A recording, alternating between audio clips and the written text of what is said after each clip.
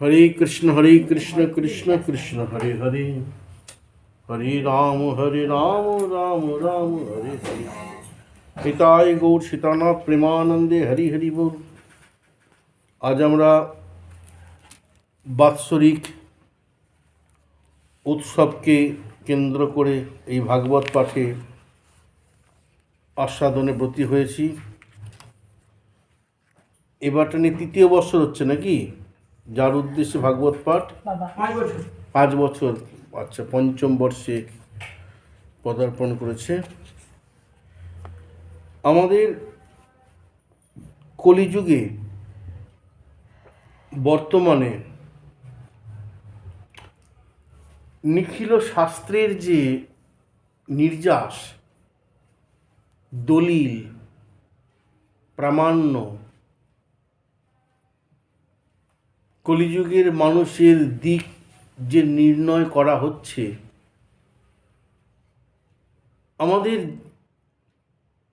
জীবন চরিত্র এবং সুখের জীবন,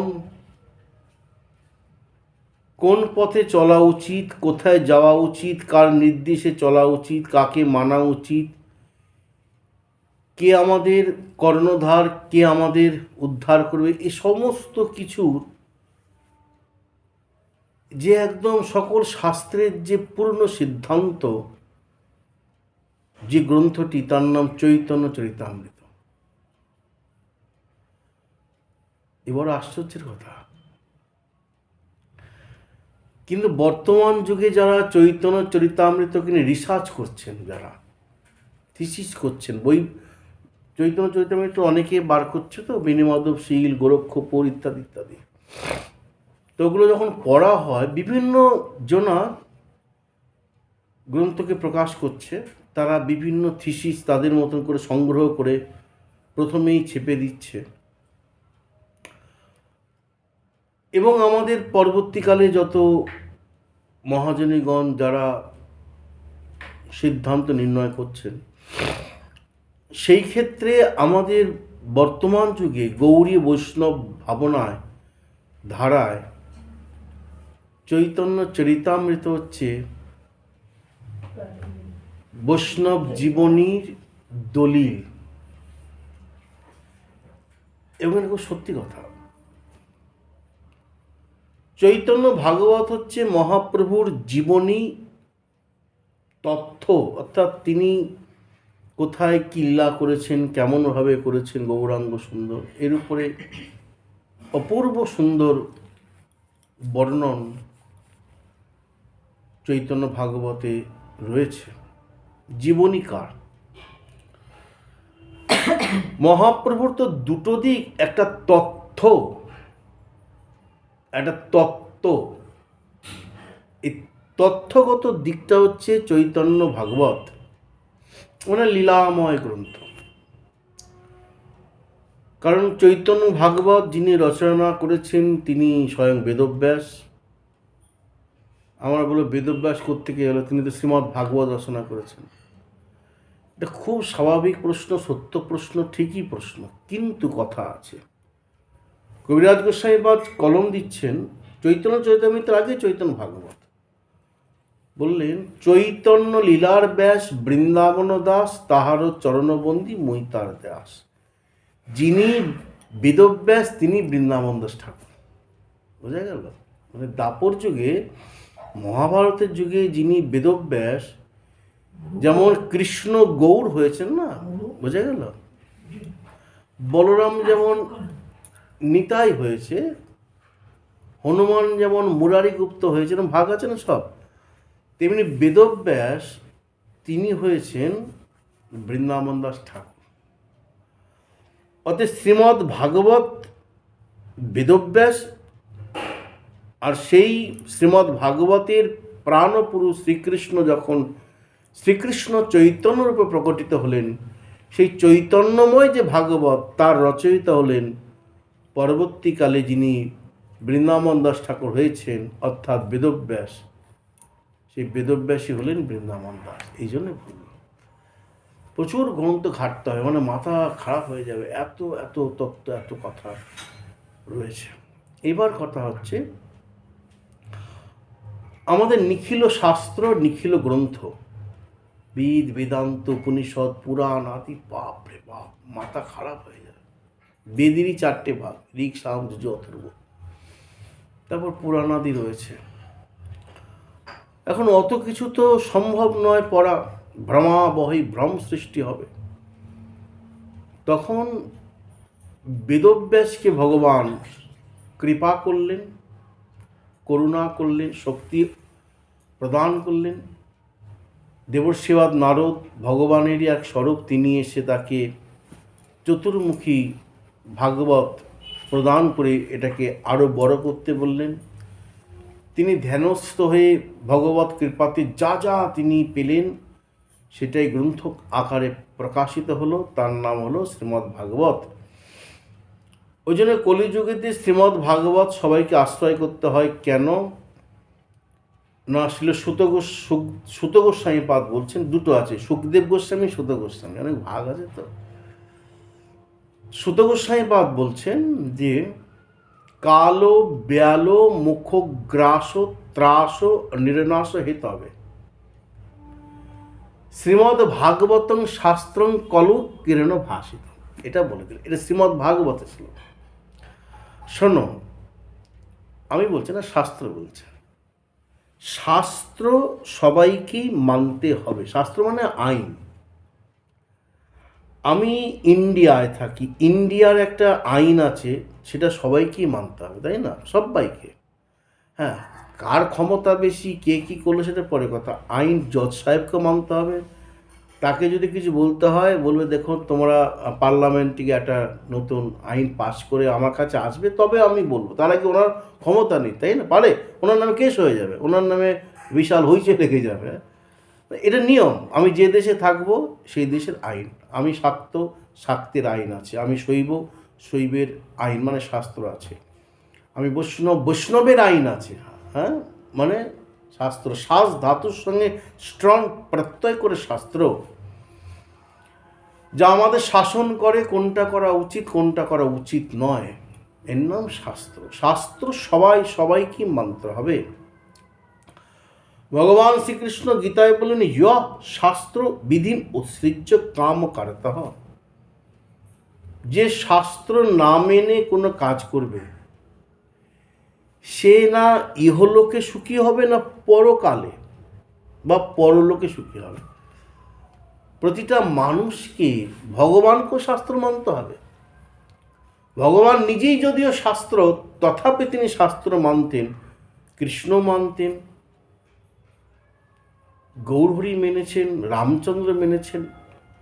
গৌরহরি যখনই কোনো কথা বলতেন কহে ভাগবতে, কহে গীতা ভাগবতে। এটা চৈতন্য চরিতামৃতের পয়া। মহাপ্রভুকে যখন কেউ জিজ্ঞাসা করতো না, মহাপ্রভু বলতেন কহে ভাগবতে, এটা ভাগবতে আছে। আবার বলতেন কহে গীতা ভাগবত, এটা গীতায় আছে। মানে আমি বলছি বলতেন না, বলতেন গ্রন্থে আছে। বুঝে গেল? ভগবান হলো তিনি গ্রন্থ, তার দ্বারাই গ্রন্থ সৃষ্টি, তথাপি তাকেও মানতে হবে আইন, নাহলে তো সমাজ বিশৃঙ্খল হয়ে যাবে। ওই জন্য মহাপ্রভু কোনোদিনও শাস্ত্রের বাইরে নিজের ইচ্ছা মতো কোনো কথা বলেননি। এই যে হরে কৃষ্ণ মহামন্ত্র নাম মহাপ্রভু প্রচার করেছেন, তিনি তৈরি করেননি। এ তো আগেই ছিল, বহু আগে। কলির সন্তান উপনিষদে আগে থেকেই হরিনাম ছিল। এমনকি মহাপ্রভু প্রকট হওয়ার আগে থেকে হরিদাস ঠাকুর হরিনাম করতেন। কোথায় পেলেন? মাধবেন্দ্র পুরীবাদ হরিনাম করতেন, বৈষ্ণব। তো এটা ছিল, কিন্তু কোনো এক জায়গায় পাওয়া যায় মহাপ্রভু একটু বিশেষ ভাব প্রকাশ করলেন। অর্থাৎ আগে ছিল হরে রাম রাম রাম হরে হরে, হরে কৃষ্ণ কৃষ্ণ কৃষ্ণ হরে হরে। এটা কলির সন্তান উপনিষদে আছে, উপনিষদ। মহাপ্রভু দেখলেন এ তো উপনিষদের মন্ত্র, এ সবসময় উচ্চারণ করা যাবে না, তাই তিনি এটাকে একটু ঘুরিয়ে দিলেন, তাও তিনি শাস্ত্রকে সামনে রেখে। এই জন্য বললেন শ্রী চৈতন্য মুখোদ্গীর্ণ হরে নামিতি বর্ণ কা।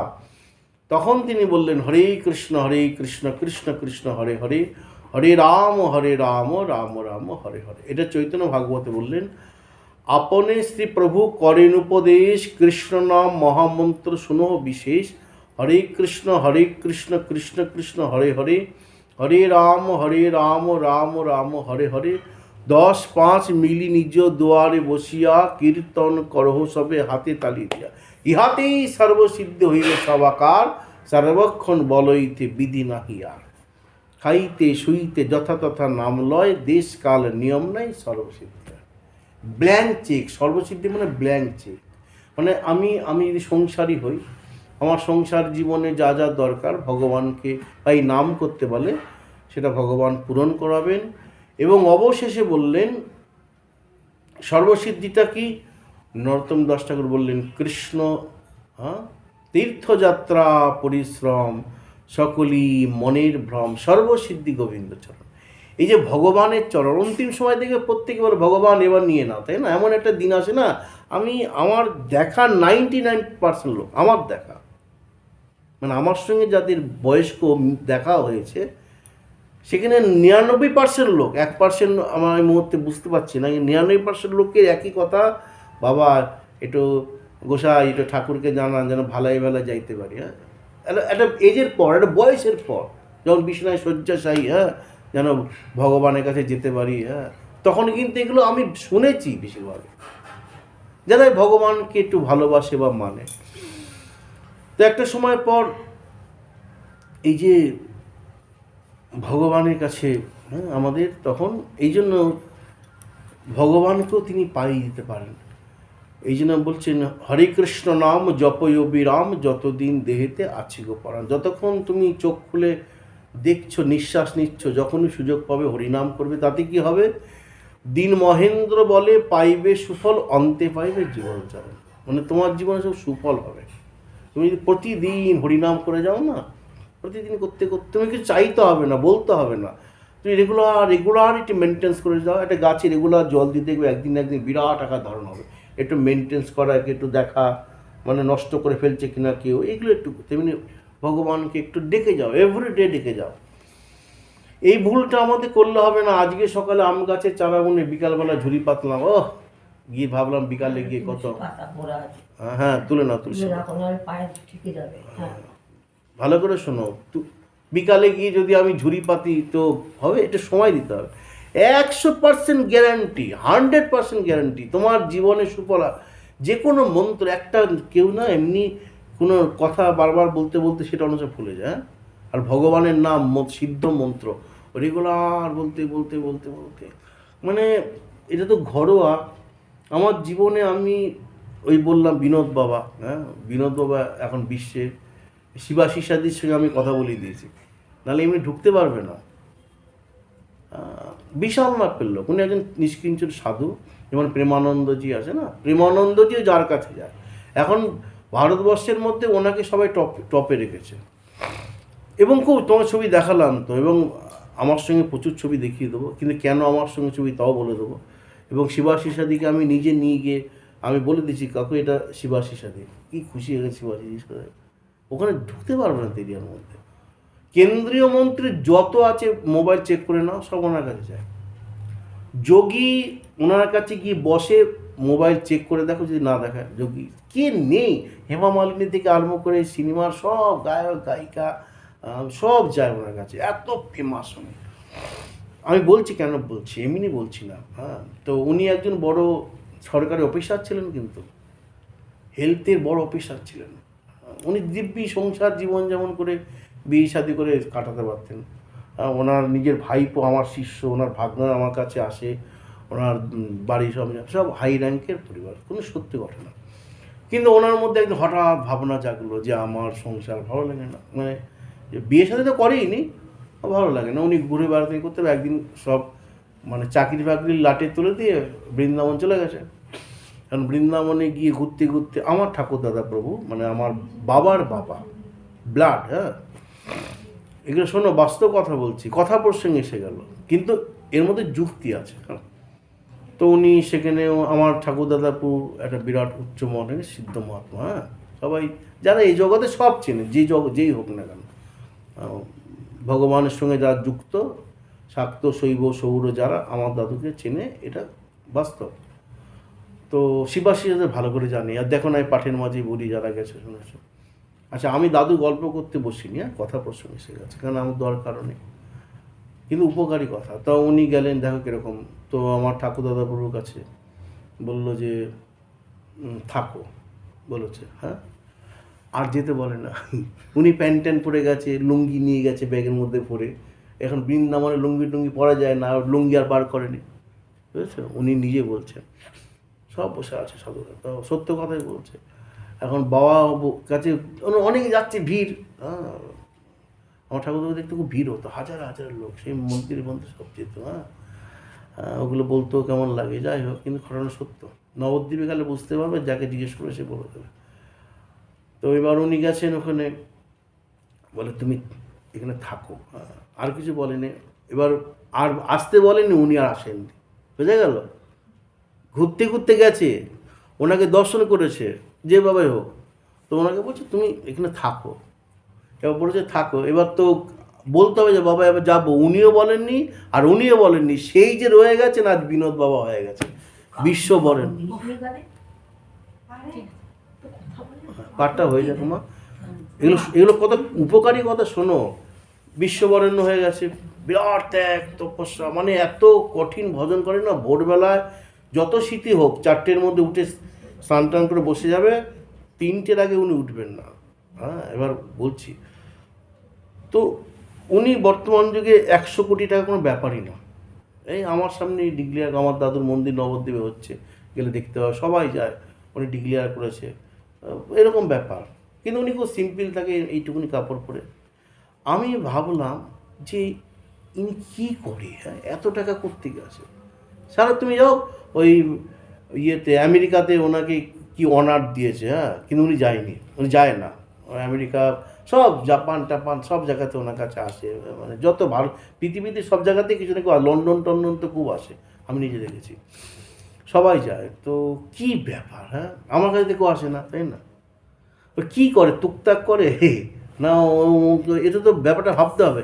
এখন আমার এত মানে ক্ষমতাকে, কারণ আমি ওনার গুরুদেবের নাতি, ঠিক আছে, যেমন শিবাশিসাদি, হ্যাঁ, গুরু বংশ বা হিসেবে যেমন একটা গণ্য মান্যতা দেওয়া হয়, তো তেমনি আমার ঠাকুরদাদা প্রভুর বহু নাম করা শিষ্য আছে, ঠিক আছে। তার মধ্যে একজনের নাম বলছি, সেটা হচ্ছে বিনোদ বাবা।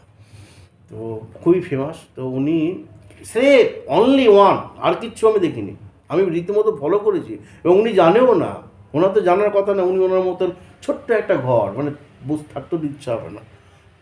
আর ওনার বারান্দায় পড়ে থাকে হাই লেভেলের লোক, আইবি টাইবি, হ্যাঁ, ইন্টেলিজেন্ট বুড়ো সব আমার সঙ্গে যোগাযোগ আছে। ওরা আমি বেশি ফোন করি না, তো ওরা সব পড়ে থাকে নর্মাল।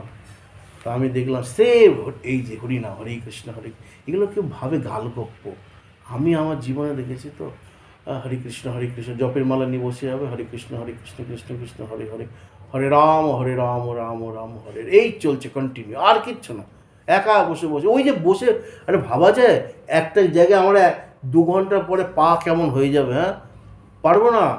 আর ওই যে বসে থাকে প্রতিদিন 18 ঘন্টা করে উনি বসেন, রাজেন্দ্র প্রসাদ সব ওনার সম্বন্ধে বলে তো। আর সত্যি আমি দেখেছি, হ্যাঁ, একটা মানুষ একটা ঘরে গুপচির মতো কতক্ষণ থাকবে বলো তো, মাথা ঘুরবে না, মনে একটু বাইরে ঘুরে আসে। আমাদের তো হয়, একটা ঘরে দিনের পর দিন থাকতে ভালো লাগবে, মনে একটু ঘুরে আসি বা পাটা একটু করি, ওই একটানা বসা, ও নড়বেও না চড়বেও না, অটোমেটিক্যালি ন্যাচারালি। আর কোনো টুকটাক ব্যাপার না, লোক দেখানোর ব্যাপার না, উনি তো লোক দেখানো পছন্দই করে না, ন্যাচারাল আরাম বসে যাবে। কে আসলো না আসলো, কে দেখলো না দেখলো, ও কোনো ব্যাপারই না, ও মন্ত্রী নিয়ে ব্যাপারই না, ও কে দিল না তো দেখে না। ওনার সম্বন্ধে খোঁজ করলে পাওয়া যায়। রিল্যাক্স মাইন্ড, একদম যত দিন যাচ্ছে দিব্য জ্যোতি। ছবিগুলো দেখিয়েছি ওনাকে, হ্যাঁ, তোমাকে দেখালাম না, কি জ্যোতি বলো তো। তাহলে বুঝতে পারলে এ বিরাট ব্যাপার। শুধু হরিনাম, তুমি কিছু পারবো না পড়ো, মহাপ্রভু বললেন কলিযুগেতে হরে কৃষ্ণ মহামন্ত্র নাম করে যাও, ইহাতেই সর্বসিদ্ধি হইবে সবাকার। সেই জন্য তো মহাপ্রভু দেখলেন কলিযুগেতে আমাদের পক্ষে অন্যান্য সাধনা, অন্যান্য জপ তপ করা বড় কঠিন, অনেক নিয়ম কানুন আছে, হ্যাঁ, অনেক সূচি অসুচির ব্যাপার আছে। তো প্রভু বললেন যে ন নিয়ম ন কাল ন দেশ শ্রে হরিনাম। হরিনাম আগে থেকেই ছিল, মহাপ্রভু কোনোটাই সৃষ্টি করেননি, কিন্তু ভগবান তিনি শুধু প্রকাশ করলেন যে এই হরিনামটা তোমরা করো, ইহাতেই সর্বসিদ্ধি হইবে সবাকার, সর্বক্ষণ বলইতে বিধি নাহিয়া। আমাদের সংসার জীবনে যা যা দরকার, কিভাবে যে কি হবে, এখন ধরো আমি বলছি আমার ঘরে কি টুপ করে টাকা ঢুলি পড়বে, বুচকা পড়ে যাবে, তা না।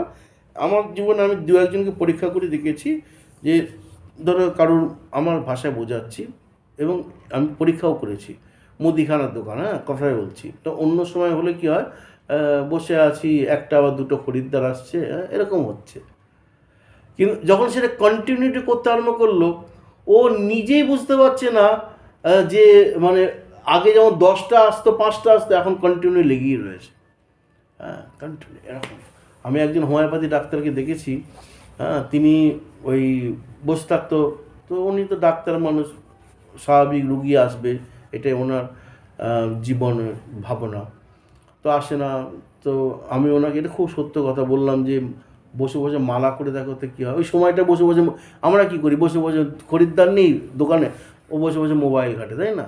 আমি 2-3 জনকে ওই বিভিন্ন জায়গায়, এগুলো বলতে ভালো লাগছে না, আমি পরীক্ষা করে একদম ওরা বলে দেবে, বিশাল পরিবর্তন। আমি মানে দোকানে বসে মোবাইল দেখবে না, ঘাঁটবে না, কাজের যেটা সেটা ধরো তোমার হিসাব টিসাব, আর বা ওই বসে ঘুমাবে না দোকানে, এই দুটো বলেছিলাম। দোকানে বসে ঘুমাবে না, না খরিদ্দার নেই পুরো, তো আলস্য, অন্য অন্য কাজগুলো আটকে থাকবে, ঘরে ঝুল ভরে হয়ে যাবে, ও তো ওইভাবে চলবে। আর মোবাইল যদি একবার নেশা না, ও বসে বসে মোবাইল ঘাঁটতেই থাকবে। এর বড় ক্ষতিকারক, ব্রেন অকেজ হয়ে যাবে। আর আমি দুটো এটা বলেছিলাম, মোবাইল ঘাঁটবে না, ঘুমাবে না, যারা আছে আরও তাদেরকেও মানা করবে, আর যিনি মালিক তাকে বললাম বসে বসে মালা করে যাও, দেখো কী হয়। এখন ওই 3জন, একজন আছে আমাদের মেদিনীপুরে, একজন আছে মহিষবাতান, ওই ওই মহিষবাতান জায়গাটার নাম কৃষ্ণনগরের দিকে, আর একজন একটা আছে, তা হোমিওপ্যাথি ডাক্তার, সে ওই যখন অফ টাইম থাকে না, কেউ নেই, বসে বসে মালা করে, বুঝেছো। ব্যাস প্রথম 7 দিন 8 দিন 10 দিন কিছু বুঝছে না, তারপরে দেখছে ঠিক কেউ নাকি আসছে, রানিং চলছে, কোনো না কোনোভাবে আসছে, এটা অলৌকিক। মুখে মুখে প্রচার হচ্ছে, অমুক ডাক্তারটা ভালো ট্রিটমেন্ট করছে, মানে সবই হচ্ছে। অনেকে যেখানে হাত জস থাকে না, অনেকে হাত জস আছেন, থাকে না, বড় ডাক্তার দাঁতের, সে চলছে না, তার কাছে শিখেছে যে কম্পাউন্ডার, সে রমরম চলছে, বলছে ওর বেটা হাত জস আছে, ওই ডাক্তার বলছে বেটা আমার কাছে শিখে গুরুমারা বিদ্যা, এরকম বলছে। আমি ওপেন বলে দিচ্ছি, বলছে ও বেটা আমার কাছে শিখ। আমি বাস্তব কথাগুলো বোঝাতে আমাদের উপকার হয়। ও আমার থেকে শিখেছে, এখন ও বেটা ডাক্তার নয়, কম্পাউন্ডার, আমার কাছে আসতো, এখন ওর কাছেই বেশি ভিড়। আমি এখনই বলে দিয়েছি দুর্গাপুরে, ফোন করবো, কথা বলবো, বলে ও ডাক্তার নয়, ডাক্তারের কাছে থাকতো, বিশাল হাত, মানে এখন ওর কাছে ভিড় হচ্ছে, এবং ভালো হাত। এরকম হয় কি না, এই জন্যই বলছি, মানো না মানো ব্যক্তিগত ব্যাপার, আমি জোর করব না, এটা তো যার যখনই সুযোগ পাবে না, সময়টাকে নষ্ট করবে না। জপের মালা হোক না হোক, মানে মুখে হোক আস্তে হোক, যে হরে কৃষ্ণ নাম করে যাও, এটা বিরাট কার্যকরী। কারণ শ্রীমদ্ ভাগবতে এই সমস্ত কথাগুলো বলা আছে, এবং কলিযুগের কোনটা আমাদের মন্ত্র বেশি জপ করতে হবে, কলিযুগেতে আমাদের কোন ভগবানকে আশ্রয় করতে হবে, প্রতিটা কিছু সব শ্রীমদ্ ভাগবত কি বললেন, শ্রীমদ্ ভাগবতং শাস্ত্রম, যেখান দিয়ে এগোচ্ছিলাম এত কথায়, যে শাস্ত্রের বাইরে কোনো কাজ করা যাবে না। আর আমাদের কলিযুগের শাস্ত্রকে আবার শুনে নাও, কলিযুগের শাস্ত্র বলে নির্দেশ করে দিলেন শ্রীমদ্ ভাগবতে এবং অন্যান্য পুরাণে, কাল ব্যাল মুখ গ্রাস ত্রাস নির্নাশ হিতবে শ্রীমদ্ ভাগবতং শাস্ত্রং কলকিরণ ভাষিতম। কলিযুগেতে শ্রীমদ্ ভাগবত রূপী শাস্ত্রকে আশ্রয় করতে হবে, মানে কলিরূপী যে সর্প আমাদেরকে গিলে ফেলবে। এই ভাগবতকে আবার 3টে স্তরে ভাগ করলেন। একটা হচ্ছেন ভাগবত সপ্তাহ, ওই পরীক্ষিত আর সুখদেবের যে কথোপকথন আছে, শুনেছেন না, 7 দিন ধরে, ওইটা একটা বলা হলো, ওটা বিরাট উপকার, বাস্তুদোষ কেটে যাবে, বাড়ির সমস্যা সমাধান হবে, বা যার ভগবান শ্রীকৃষ্ণ পরিষ্কার ভাগবতে বললেন যে অন্যান্য কিছুর দ্বারাও যদি যিনি দেহ রেখেছেন তার উদ্ধারে যদি অসুবিধা হয়, তো ভাগবতের মাধ্যমে তার উদ্ধার নিশ্চিত।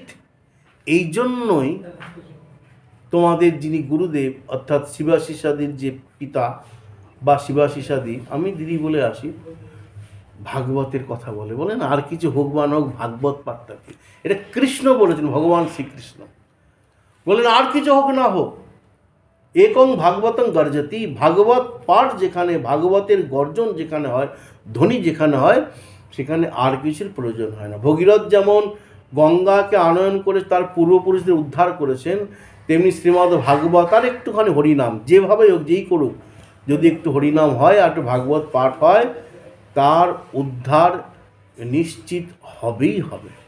সংসারে বাসনা স্খালনম, যে বাড়িতে বৎসরে একবার হলো ভাগবত পাঠ হয়, সেই বাড়ির সমস্ত দুঃখকে দূর করে দেয় শ্রীমদ্ ভাগবত।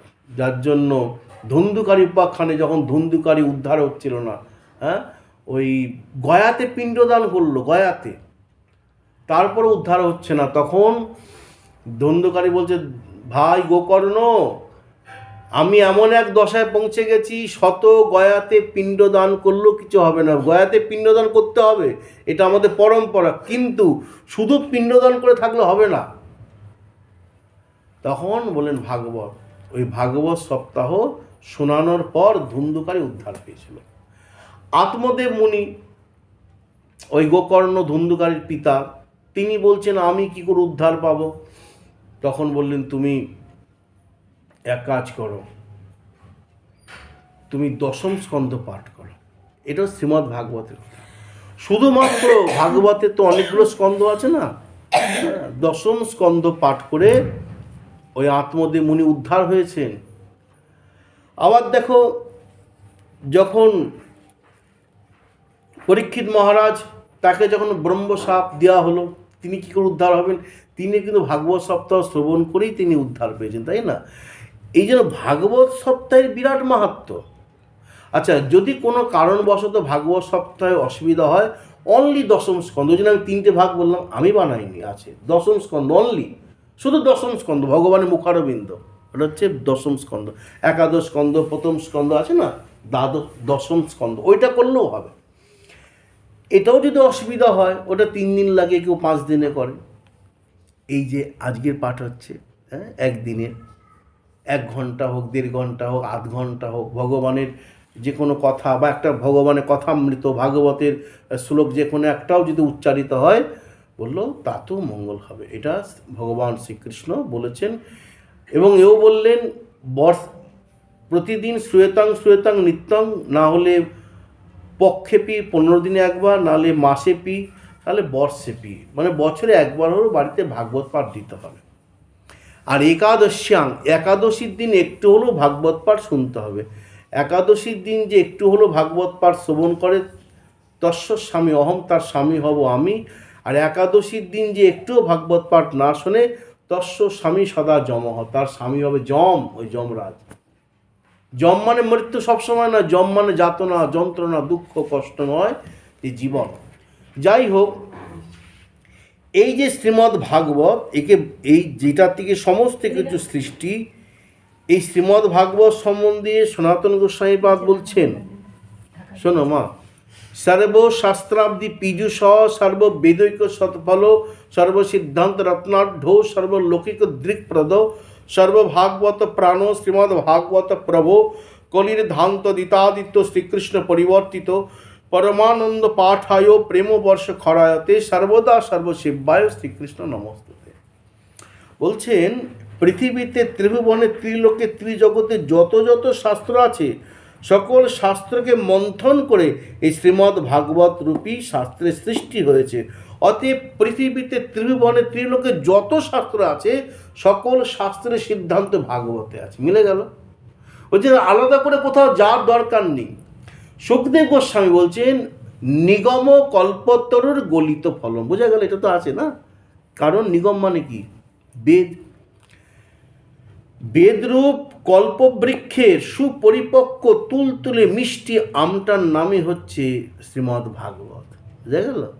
অর্থাৎ দেখো, আম গাছে ছাল চিবালে আম ফলে মিষ্টতা পাবে না, আম গাছের পাতা যাই খাও মিষ্টতা পাবে না, কিন্তু ওই আম গাছের মধ্যেই ওই আম ফল যখন আবার তুলতুলে টুক মানে মিষ্টি আম ফল আবার যদি শুক পাখি ঠুকরে দেয় আর গাছ সে বাতাস লেগে আপনা আপনি মাটিতে পড়ে যায়, তার স্বাদটাই আলাদা। আমরা তো যখন তখন পেরে নেবো, বুঝবো, তাই না? কিন্তু যখন আপনা আপনি পড়বেই, কিন্তু যখন পড়ে যাবে ওই ওর স্বাদটা মানে অতুলনীয়। তেমনি রসমালায়াম, ভাগবত রসমালাই বলা হয়েছে, ভাগবতকে রসমালায়াম।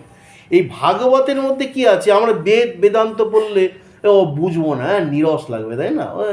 মাথা ঢুকবে না, মাথা যন্ত্রণা করবে।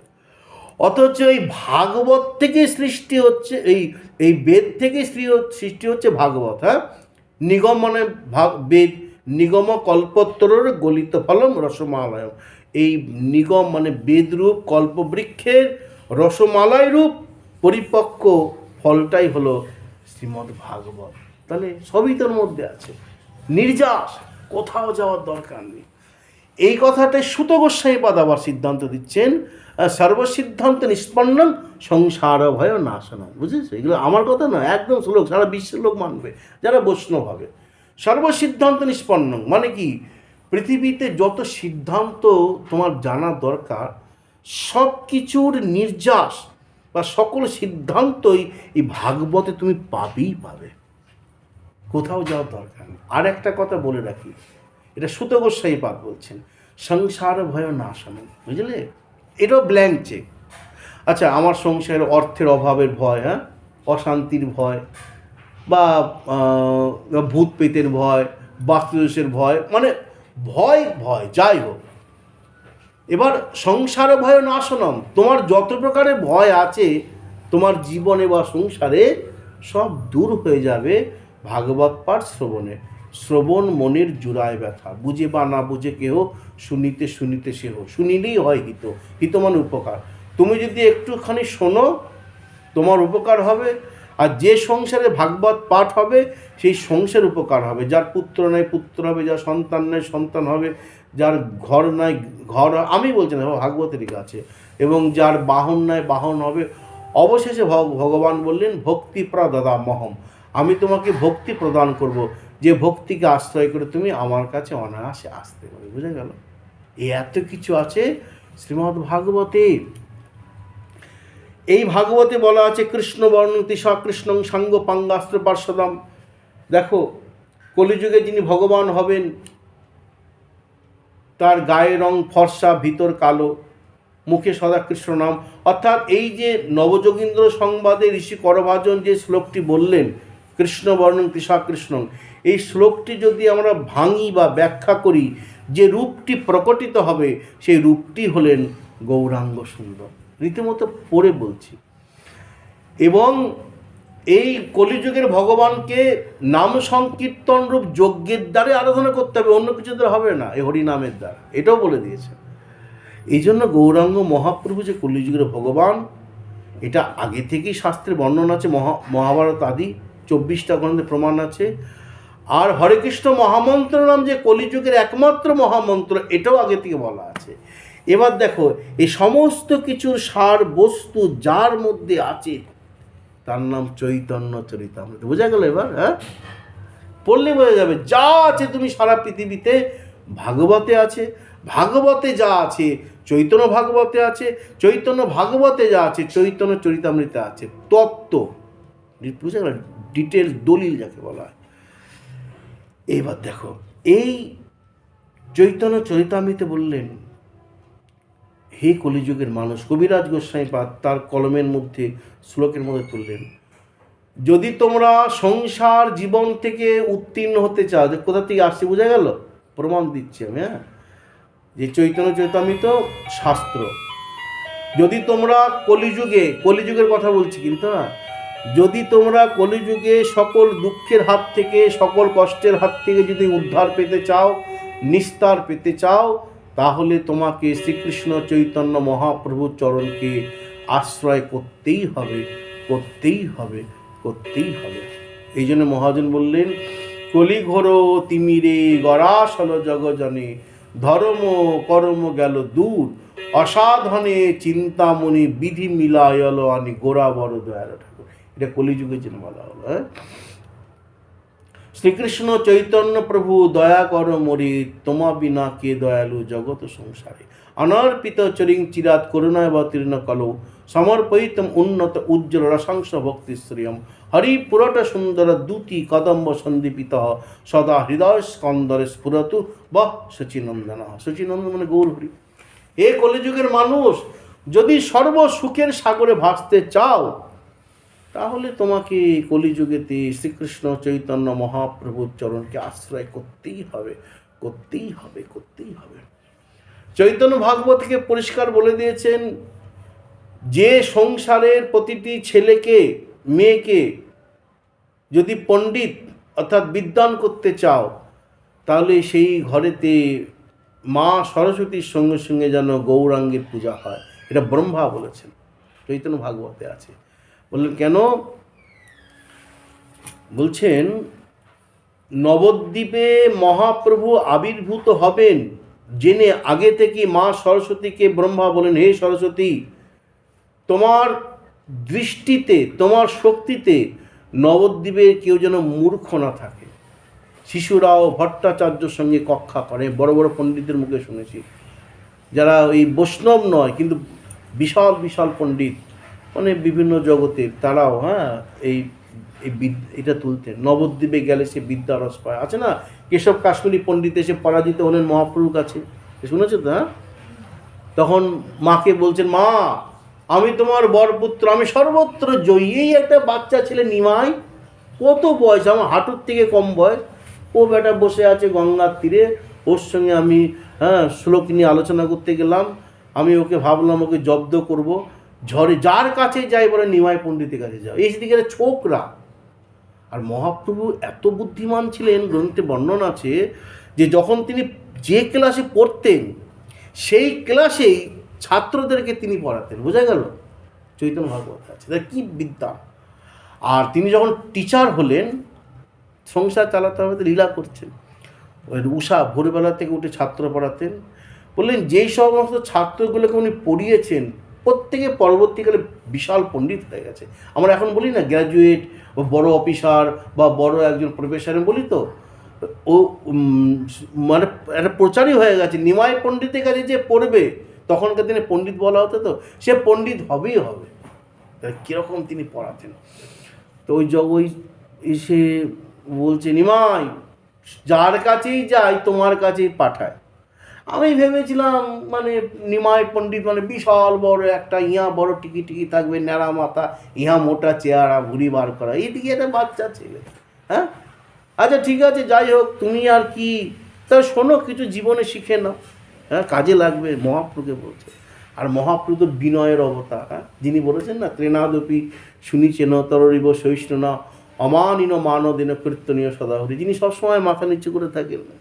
বিদ্যা দাদাতি বিনয়ম, যিনি প্রকৃত বিদ্বান হবে না, সবসময় বিনয়ী হবে। যে গাছে ফল হয় সেই গাছটাই নোয়ায়, আর যে গাছে ফল নাই সেই গাছটা আম করে দাঁড়াবে। যেই ফলে একটু হলে ঝুঁকবে, এটা নিয়ম।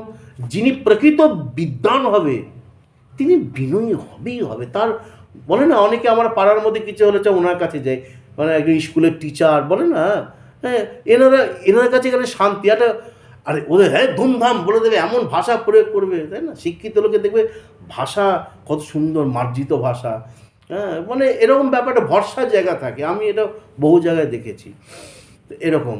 তো মহাপ্রভু তিনি কি বিনয়ী।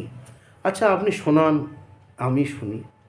শোনো ছোকরা বলে সঙ্গে সঙ্গে তৎক্ষণাৎ গরম গরম লুচির মতন 100টা গঙ্গা স্তোত্র তৈরি করে, মুখস্থ নয়, তৈরি করে মহাপ্রভু শুনিয়ে দিল ঝড়ের বেগে।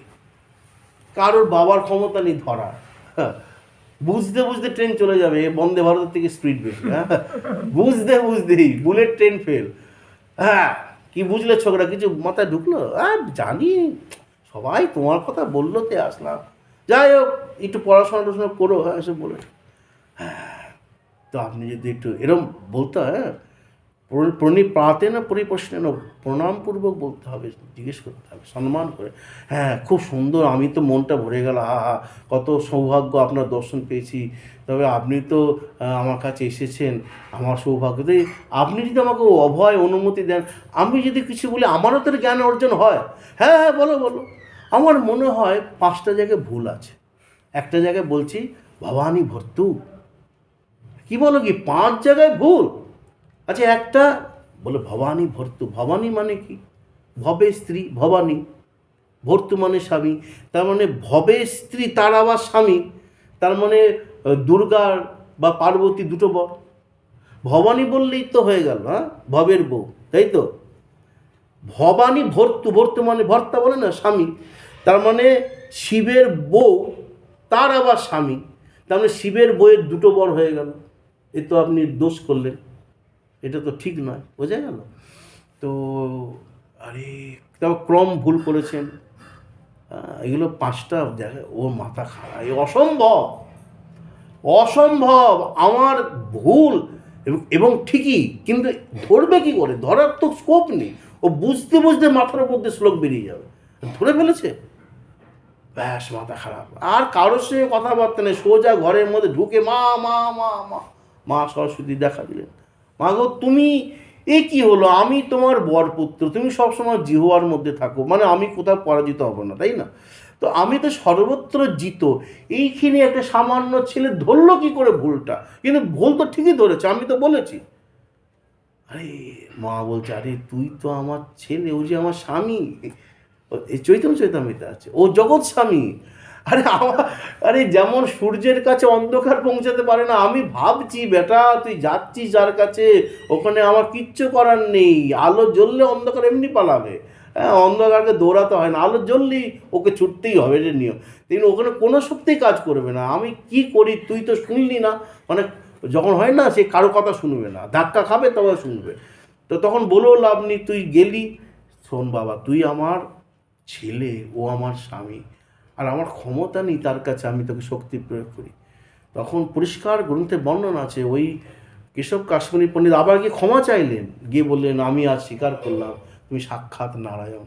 এ নারায়ণ না হলে, এ আমার শ্লোকের ভুল যে ধরে, এ ভগবান ছাড়া কারোর পক্ষে এ জানা সম্ভব নয়। তো ওইখানে ব্রহ্মা চৈতন্য ভাগবতে বললেন, যার ঘরে নিত্য গৌরাঙ্গের পূজা হবে সেই ঘরে কেউ কখনো মূর্খ থাকবে না। বেদ ও বিদ্যা দুই কিছুই নাহি জানত, সে যদি গৌরাঙ্গ করে সার, নয়নানন্দ ভনে সেই জন্য সকলে জানে সর্বসিদ্ধি করতলে তার। মহামূর্খ, একদম চৈতন্য চৈতামৃতে আছে, অতি মহামূর্খ অজ্ঞ বিজ্ঞ হয়ে যায় চৈতন্যের কৃপাতে। হ্যাঁ, তো আবার এটাও বললেন, চারিবেদ স্বরদর্শন করিয়া অধ্যয়ন যে জন গৌরাঙ্গ নাহি ভজে, বৃথা তার অধ্যয়ন আলোচনা বিহীন জন দর্পণে কিবা তার কাছে। মহাপ্রভুকে তুমি মানো না, অথচ বিরাট পণ্ডিত, কোনো কাজে লাগবে না। এগুলো সব গ্রন্থে বর্ণন করা আছে। তাহলে দেখলাম যে মা সরস্বতী সে ঘরে বাধা পড়ে থাকে যে ঘরে আমার গৌরাঙ্গের পূজা হয়, চৈতন্য ভাগবতে পরিষ্কার বর্ণন আছে। আরেকটি কথা বললেন, রমার দৃষ্টিপাতে সবে সুখে ভাসে। নবদ্বীপবাসীর ব্রহ্মা বলছেন, হে লক্ষ্মী, রমা মানে লক্ষ্মী, নবদ্বীপবাসী যেন কোনো যেন দুঃখে না থাকে, কারণ গৌরাঙ্গ মহাপুরুষ এখানে আবির্ভূত হচ্ছেন, কোনো যেন অভাব না থাকে, তুমি সেই দিকটা লক্ষ্য রাখবে। ওই জন্য আজও নবদ্বীপে কোনোদিন কারো অভাব নেই। দেখবে একটা বাবাজি পড়ে আছে সংসার ছেড়ে, তার তার মানে একটু ঝুড়ি ঝাড়লো, দেবে কত টাকা বেরিয়ে পড়ে প্রণামী দিচ্ছে, বাবাই 100 টাকা রাখেন, এখন তো 100 টাকা নিচে প্রণামী নেই, তাই না? সে না চাইলেও তার কাছে দিয়ে যাচ্ছে, উমু যাচ্ছে, বাবা আমার বাড়িতে প্রসাদ পাবেন, কথাই বলছি, তা বাড়িতে গেলে তো প্রণামী দিচ্ছে, প্রতিদিন উৎসব লেগে রয়েছে, কেউ না কেউ সে দক্ষিণা দিচ্ছে। তো এইরকম, ওই জন্য শ্রীকৃষ্ণ চৈতন্য মহাপ্রভু কলিযুগের ভগবান, তাকে যিনি আশ্রয় করবে তার জীবনের সকল দুঃখ তার কৃপাতেই দূর হবে। দুর্দৈবে ভক্ত যদি যান অন্য স্থানে, সেই প্রভু ধন্য তারে কেশে ধরি টানে। কেউ যদি এদিক ওদিক চলে যায় না, মহাপ্রভু তাকে রক্ষা করে। এটা চৈতন্য চৈতন্যতে আছে। এটা বলেই বিশ্রাম কটা বাজে? হ্যাঁ, 8:30 বেজে গেছে। আচ্ছা আচ্ছা, আমার তো কোনো ব্যাপার না, বলেই যাবো। এখন শোনো, মহাপ্রভু কলিযুগের ভগবান, এটা সবাই মেনেছেন, অদ্বৈত আচার্য প্রভুও মেনেছেন। অবশেষে মহাপ্রভু নিজে দুই জায়গাতে প্রমাণ পাচ্ছি তিনিও মেনেছেন। একবার সেবাসঙ্গনে যখন মহাপ্রভুকে অভিষেক করলেন কৃষ্ণের মন্ত্রে, এখন কৃষ্ণের মন্ত্রে মহাপ্রভু অভিষেক হলো, এখন তার চরণে কি মন্ত্রে পূজা হবে? অদ্বৈত আচার্য প্রভু তখন তো গৌড়ের মন্ত্র তৈরি হয়নি। নমো ব্রহ্মণ্য দেবায় গো ব্রাহ্মণ হিতায় চ জগদ্ধিতায় কৃষ্ণায় গোবিন্দায় নমো নমো বলে পুজো করলেন। চৈতন্য চৈতামৃত আছে, চৈতন্য ভাগবতে আছে। তাহলে কৃষ্ণের মন্ত্র গৌরকে কেন? কারণ গৌরী কৃষ্ণ, সেই জন্য। আর তিনিই কলিযুগের ভগবান। প্রায় অঙ্গ 6টায় শ্যাম অঙ্গ ঢাকা পড়ে কলিযুগে গৌরাঙ্গ হয়েছেন। এবার তার চরণে ফুল টুল দিয়ে পূজা হলো। এবার তুলসী নিয়েছেন, সবাই তুলসী নিয়েছেন। তুলসী তো একমাত্র গোবিন্দের চরণে দেওয়া হয়, কাউকে দেওয়া যাবে না। দেখো, যে দেবতা যে দেবী যে ফুলের সন্তুষ্ট, মা কালীকে জবা, রক্ত জবা, শিবকে কি বলো ধুতরা ফুল, আকন্টার ওই যে সেই নীল আছে না, নীলকণ্ঠ ফুল না, অপরাজিত, এগুলো দিতে হবে। যার যা ফুল, হ্যাঁ। আবার শিবের ফুল কৃষ্ণকে দিলে হবে না, হ্যাঁ, এরকম ব্যাপার আছে, তোমরা জেনে গেছো। তাহলে এইভাবে তো তুলসী পাতা কিন্তু গোবিন্দ চরণ ছাড়া কাউকে দেওয়া যাবে না, কাউকে না, একমাত্র কৃষ্ণ চরণে। এটাই বিনা তুলসী প্রভৃত নাহি মানি। এমনও বলা আছে, যার গলায় তুলসীর মালা নেই তার হাতে দ্রব্য ভগবান গ্রহণ করেন না। আমি মানলাম কি মানলাম না এটা ব্যক্তিগত ব্যাপার, কিন্তু শাস্ত্র বললেন বিনা তুলসী প্রভৃত নাহি মানি, মানবে কেন?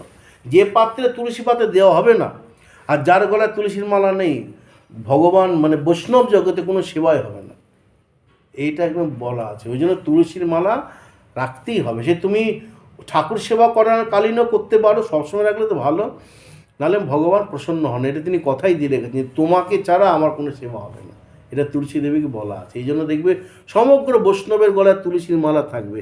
3টে মহাপ্রভু জোর দিয়েছেন পরবর্তী স্টেজে। প্রথমে বললেন কোনো দরকার নেই প্রাথমিক স্টেজে, তারপরে ইনি জোর দিয়েছেন তিলকহীন সন্ধ্যা বন্ধা, চৈতন্য ভাগবত। এই বেটা, তো তিলক কই, কী করছিলি? বলে আর্নিক করছি, তিলক কই? তিলক ছাড়া আর্নিক, জোর দিয়েছেন। তাহলে বকলেন। তারপরে তিনি বললেন যে গলায় মালা কোথায়? আর বললেন চতুর্বিধ শ্রী ভগবত প্রসাদ স্বাদন্ন তৃপ্তান হরিভক্তি সঙ্গান কর্তব্য তৃপ্তিং ভজত সদৈব বন্দে গুরু শ্রী চরণারবিন্দম। বৈষ্ণব গুরু নিজে 4 প্রকারের প্রসাদ ভগবানের, চর্ব মানে চিবিয়ে খাওয়া, রুটি অন্ন ভগবানের প্রসাদ যেন হয়।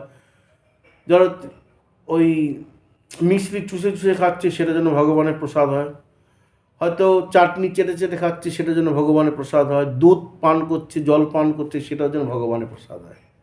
এগুলো মানে চতুর্বিধ মানে 4 প্রকারে খাওয়া ভগবত প্রসাদ, ভগবানের প্রসাদ যেন হয়। ভগবানের প্রসাদ হলে তুলসী পাতা দিতে হবে। আর একটা মহাপ্রভু জোর দিয়েছেন, যেটা খুব কম সংখ্যক মানুষ পালন করতে পারে, খুব কম। সেটা কি জানো? শুনলে সব ভয় পেয়ে যায়, মানে 80% লোক ভাবে। সেটা হচ্ছে, বললেন মহাপ্রভুকে যখন প্রশ্ন করছেন, প্রভু যখন প্রকট লীলা করছেন যে আমাদের ঘরে কি মধ্যাহ্নে প্রসাদ আপনি পাবেন না? পাবো, কে বলেছে পাবো না? নিত্য 1 লক্ষ নাম যে করে, আমি তার ঘরে, যে প্রতিদিন 1 লক্ষ নাম করে আমি বিরাজ করি তার ঘরে। 1 লক্ষ নাম করতে হবে, 4 ঘন্টা লাগতে পারে, 5 ঘন্টা লাগতে পারে, বা কেউ 24 ঘন্টার মধ্যে ভাগ করে, যেভাবে হোক, কেউ 2 লক্ষ 3 লক্ষ 4 লক্ষ করে, 1 লক্ষ নিচে হরিনাম করলে মহাপ্রভু প্রসন্ন হন না। এমনি সান্ত্বনা বাক্য 16 নাম করলাম, কেউ 4 ফের করলাম, 4 ফের নিচে হয় না, ওটা হচ্ছে সান্ত্বনা বাক্য। কিন্তু মহাপ্রভু যখন যে এগোবে তাকে তো জোরটা দেবে, তাই না? এই তোর অনেক পড়া, আর বেশি করে পড়া, তাই না? যে যত ক্লাসে উঁচু তর্কে তত বেশি চাপ নাকি? তুমি যে এগোচ্ছে তাকে বলা হচ্ছে। তো মহাপ্রভু বললেন 1 লক্ষ নিচে কথা বললে, মানে নাম করলে, সে আমার কাছে আসবে না। তো এরকম বিধান এই সব গ্রন্থের মধ্যে আছে, এরকম প্রভু বিধান দিয়ে রেখেছেন। যাই হোক, তো এই শ্রীকৃষ্ণ চৈতন্য মহাপ্রভু তুলসীর প্রতি তিনি গুরুত্ব দিয়েছেন। ওই যে গৌড়ী বৈষ্ণব জগতে তুলসী তুলসী তুলসী। এবার হাতে তুলসী পাতা নিয়ে সবাই দাঁড়িয়ে আছে, যে তুলসী পাতা তো গোবিন্দের চরণে দেওয়া হয়, তা মহাপ্রভু চরণে কি দেব? আর তার তো একটা আদেশের দরকার। দেখো, মহাপ্রভু তো জানেন আমি কে, তিনি অভয় দিলেন, দাও। তখন মহাপ্রভুর চরণে তুলসী পাতা দেওয়া হলো। এবার বলো তো, তুলসী পাতা কার চরণে দেওয়া হয়? যিনি কৃষ্ণ, তাহলে তো আর কারোর চরণে দেওয়া হলো না। তার মানে তিনি বুঝিয়ে দিলেন, আর তিনি জানেন আমি কে, আর বুঝিয়ে দিলেন, বুঝে নাও আমি কে। সেই থেকে মহাপ্রভুর চরণে তুলসী পাতা দেওয়া হয়, কারণ মহাপ্রভু হলেন স্বয়ং ভগবান। আর কেউ কোনো প্রতিবাদ করলো না। আজকে যদি সবার সামনে আমার পায়ে তুলসী, এমনি বলছি, লোকে তেলেও না এইসব কী হচ্ছে, হ্যাঁ বলবে কিনা বলো, হ্যাঁ অনিয়ম হচ্ছে, গুরুদেবের চরণে তুলসী পাতা কোথায় আছে, ধরবে কিনা বলো তো? কিন্তু মহাপ্রভুকে যখন অভিষেক হচ্ছে সেবা সঙ্গীরা না, মানে বড় বড় পণ্ডিতেরা বসে রয়েছেন, কিন্তু কেউ কিছু বলছেন না। কারণ তারা ততদিনে বুঝে গেছেন যে কলির ভগবান হলেন এবং কলির শ্রীকৃষ্ণ হলেন এই শ্রীকৃষ্ণ চৈতন্য মহাপ্রভু। এই জন্য কলিযুগেতে যে যুগে যে ভগবান, তাকে তোকে মানতে হবে, নালে সে পাষণ্ড। যেমন বলি শোনো, ত্রেতার ভগবান ছিলেন রাম, রাবণ মানত? রাবণের মতন শিব ভক্ত কেউ ছিল না। বড় পণ্ডিত ছিলেন রাবণ, বিশাল পণ্ডিত ছিলেন, কিন্তু এত পাণ্ডিত্য থাকা সত্ত্বেও, শিবের মহাভক্ত হওয়া সত্ত্বেও রাবণ রামকে মানতেন না, তাই না? কেউ বলে ভক্ত রাবণ, কেউ বলে ধার্মিক রাবণ, রাক্ষস রাবণ বলে।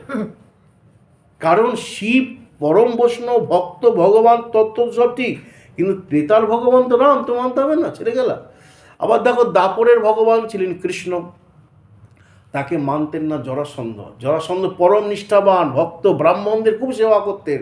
ওই জন্য কৃষ্ণ, অর্জুন আর ভীম ব্রাহ্মণের ছদ্মবেশে গেলেন, কারণ জানেন জরাসন্ধ সবাইকে ফিরালো, ব্রাহ্মণকে ফিরাবে না। সে ব্রাহ্মণের বেশ ধরে যাক আর অরিজিনাল ব্রাহ্মণ হোক, তাহলে কীরকম ছিল। কিন্তু তিনি কৃষ্ণকে মানতেন না, দূর ওটা সোর, ওইটা আবার কবে ভগবান হলো, এরকম বলতো।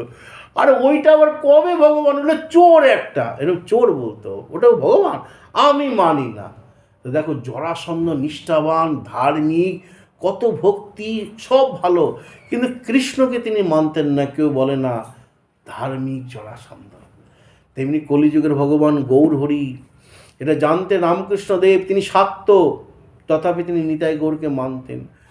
কলিযুগের ভগবান আমার গৌর হরি জানতেন ভারত সেবা আশ্রমের প্রতিষ্ঠাতা প্রণবানন্দজি তিনি শৈব, তিনি জানতেন, তাই তিনি নিতাই গৌরকে মানতেন। আজও ভারত সেবা আশ্রমে নিতাই গৌরের কথা হয়, রামকৃষ্ণ মঠের নিতাই গৌর কথা হয়। এমনকি আমি নিজে দেখেছি, শুনেছি, দক্ষিণেশ্বরে যেখানে রামকৃষ্ণ থাকতেন, তার মাথার সামনে বিরাট একটা গৌরাঙ্গ মহাপ্রভুর ছবি রয়েছে। রামকৃষ্ণদেব ঘুম থেকে উঠে আগে মহাপ্রভুকে প্রণাম করতেন, ঘুমাতে যেতেন মহাপ্রভুকে প্রণাম করে যেতেন। এ ছেলে খেলার ব্যাপার, হ্যাঁ, সবাই মেনেছেন, বিবেকানন্দ আদি। অতএব ইনি তো কলিযুগের ভগবান। একদিন কি হয়েছে, এটা বলে বিশ্রাম দেবো, শেষ তো নিয়ে আরেকটু বলতে হবে হরিদাস ঠাকুরের ওই হরিদাস লিজেন্ডটা ছুঁয়ে যাব, সুন্দর সুন্দর কথা। এখন মহাপ্রভু বিশ্রাম করছেন, অদ্বৈত আচার্য প্রভু, এটা চৈতন্য ভাগবতে আছেন, সবাইকে ডাকলেন, শোনো শোনো শোনো শোনো, এতদিন তো অনেক অবতারে গান গিয়েছ, অনেক অবতার, রাম কৃষ্ণ সব সত্য, সব ঠিক, কিন্তু আজকে আমি তোমাদের কলিযুগের ভগবানের গান শেখাব। আমি নিজে রচনা করেছি গানটা। প্রথম মহাপ্রভুর যে গান রচনা করলেন অদ্বৈত প্রভু, এবং সুর দিলেন তিনি, দিয়ে তখন বললেন এই গানটা তোমরা গাইবে। শ্রীচৈতন্য নারায়ণ করুণা সাগর, দুঃখিতের বন্ধু প্রভু মোরে দয়া করো, হ্যাঁ, করুণা সাগরও মোরে দয়া করো। এইভাবে তিনি একটা সুন্দর গান রচনা করলেন, অনেক বড়, হ্যাঁ লেখা আছে, আমি সংক্ষেপে বলছি।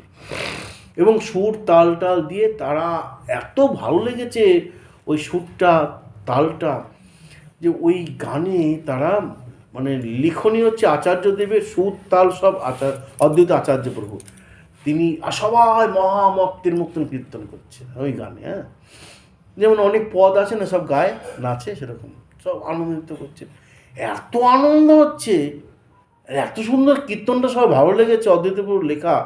সবাই মহামত্ত হয়ে উন্মাদের মতন কীর্তন করছে। এখন কীর্তনের আওয়াজ মহাপ্রভু কানে পৌঁছে গেছে, মহাপ্রভু শুয়ে আছেন, এটা মহাপ্রভু প্রকটকালীন। মহাপ্রভু বলছেন বাহ, মানে কি গাইছে এটা মহাপ্রভু কানে আসছে, এটা লীলা, যদি তিনি ভগবান সবই জানেন, কিন্তু সুন্দর গান হচ্ছে এটা তিনি বুঝতে পারছেন, এবং মানে মনে হচ্ছে এটা নতুনত্ব, একটা সুন্দর, কিন্তু বেশ ভালো লাগছে, সুর তাল সব। তো বারবার কানে আওয়াজ আসছে, মহাপ্রভু আর থাকতে পারলেন না, যাই তো ওখানে, হয় না অনেক সময় একটা বিশাল আনন্দ হলে একটু উঁকি মেরে দেখতে ইচ্ছা করে জানলা দিয়ে। তো মহাপ্রভু সেখানে পৌঁছে গেছেন, তারও খুব ভালো লাগছে প্রথম প্রথম, পরে বলছে না কেমন কেমন ঠেকে, ব্যাপারটা কি, ভালো ওরে আমারই গান গাইছে। মহাপ্রভু তো এসে পছন্দ করতেন না, মহাপ্রভু নিজের প্রশংসা কেউ করলে বা মহাপ্রভুকে ভগবান বললে মহাপ্রভু বলতেন না আমি ভগবান, আমি ভগবানের দাস।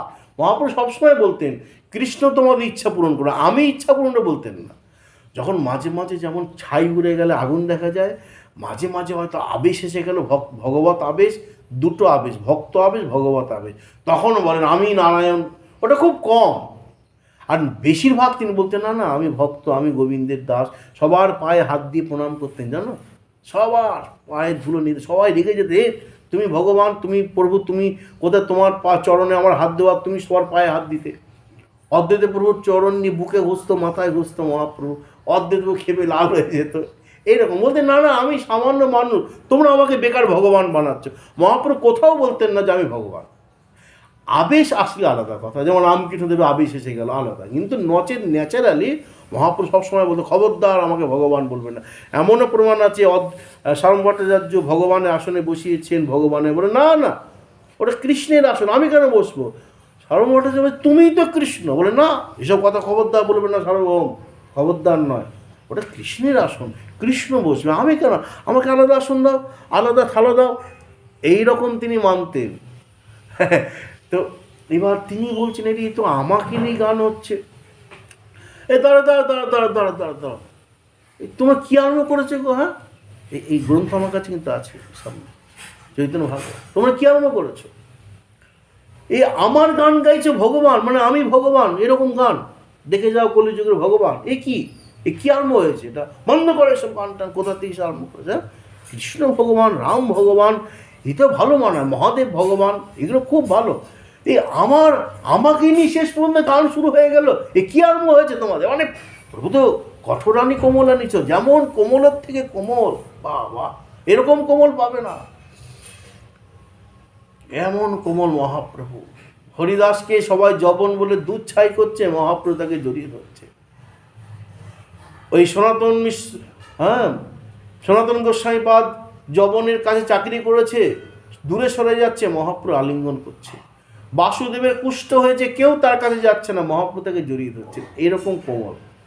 আবার কঠোর সেই ছোট হরিদাস চৈতন্য চৈতামৃতে আছে, একজন 80 বছরের বৃদ্ধা, তিনি যেহেতু সন্ন্যাসী সংসার ত্যাগী, তার থেকে চাল নিয়ে এসছে, ওরা বললেন তোমার মুখই আমি দেখব না, সন্ন্যাসী হইয়া করে প্রকৃতি সম্ভাষণ, দেখিতে নাহি পারি তাহারও বদন। আজকে 80 বছরের বৃদ্ধার সঙ্গে কথা বলবে, কালকে 18 বছরের মহিলার সঙ্গে কথা বলবে। একবার যদি নদীতে ছিদ্র ধরে, ওই সেই মানে বাঁধে, ওই ছিদ্র একদিন বড় আকার ধারণ করে, তাই না? তা তুমি তো সন্ন্যাসী, তাহলে সংসার করো, নিতাইজাত করেছেন, বহু করেছেন, হ্যাঁ, তা অদ্বৈত আচার্য করো, কিন্তু সন্ন্যাসী হবে, হ্যাঁ, আর তুমি ওই, আরে ঠিকই আছেন, তিনি 80 বছর বৃদ্ধা, পরমা তপস্বী, সব ঠিক আছে, কিন্তু তবু তো তিনি মাতৃজাতি। আজকে 80 বছরের বৃদ্ধার কাছে যাচ্ছ, কালকে 18 বছরের যৌবনার সঙ্গে কথা বলবে, ভেঙে যাবে বা। বললেন না। এটা বলার পরে কি হয়েছে, চৈতন্য চরিতামৃতে পরিষ্কার বর্ণন আছে, এমনও যারা ছিল হয়তো স্বপ্নের মধ্যে মনের মধ্যে কোনো রমণীর চিন্তন হতো, মহাপ্রভু বুঝতে পেরেছিলেন না যে কি আস্তে আস্তে জল ঢুকছে, এর গ্রন্থে বর্ণন করা আছে। তিনি ওকে যেমন বউকে দিয়ে শিক্ষা দেওয়া হয়, হ্যাঁ, বা জিকে দিয়ে শিক্ষা দেওয়া হয়, তেমনি ওই সুযোগটা পেয়েছে, পুরো কাজে লাগিয়ে দিয়েছে। বলছেন যে এরকম করবে আমি তার মুখ দর্শন করব না। ছোট হরিদাসকে দেখাই করলেন, লাস্টে ছোট হরিদাস প্রয়াগে গিয়ে জলের মধ্যে সমাধিস্থ হয়ে মানে দেহত্যাগ করলো।